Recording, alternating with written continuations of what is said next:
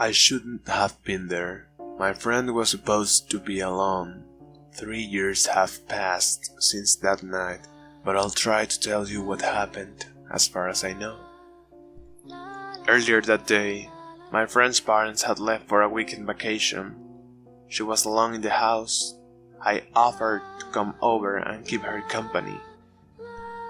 I arrived around 8 p.m. and we spent the night chatting and watching TV in her bedroom.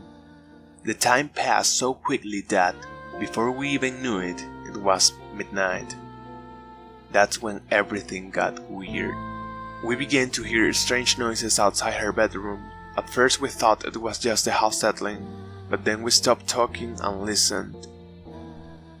They were soft footsteps coming up the stairs.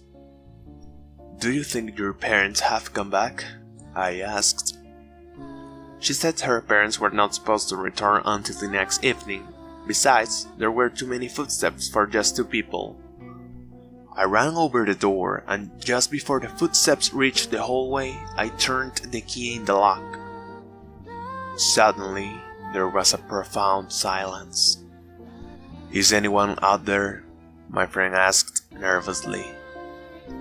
We were sure there was someone outside, but who could it be? Just then we heard a beep.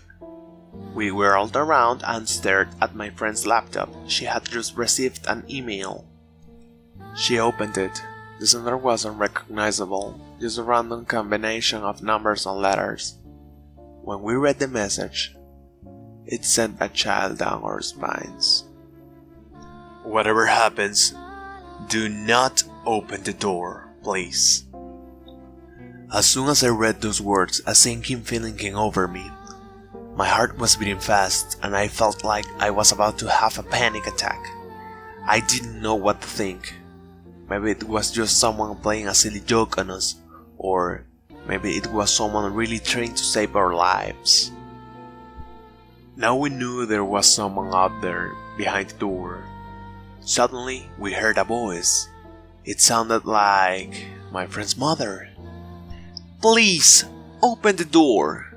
Your father and I were in a car accident. We are badly hurt. Please, open the door and help us. When she heard this, my friend stared at me wide-eyed. I can still remember the expression on her face. She was in shock.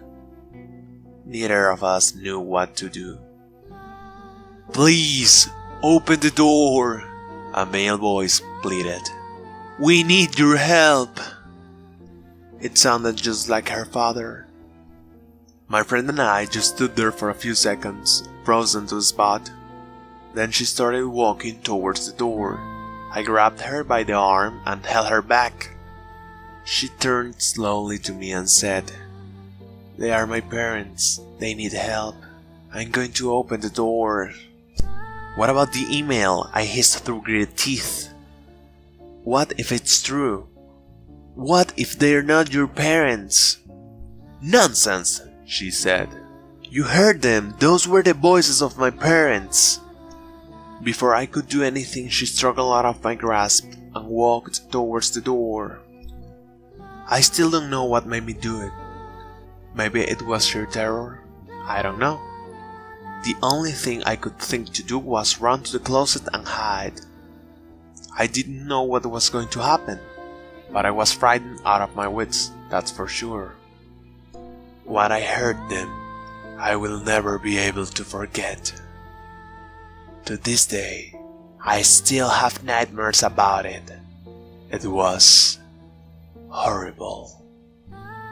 My friend opened the door, and all I could hear were her screams. They were blood-curdling screams, filled with pain and terror. I couldn't help her. All I could do was cower in the closet, keeping perfectly still, praying that I wouldn't be found. I don't know how long I stayed there. It could have been hours. By the time I felt safe enough to come out, it was morning. The bedroom was empty and the door was open. My friend was nowhere to be found. I ran all the way home and called her parents. When I managed to reach them, they told me they were still on vacation. I told them what happened the night before and they immediately called the police.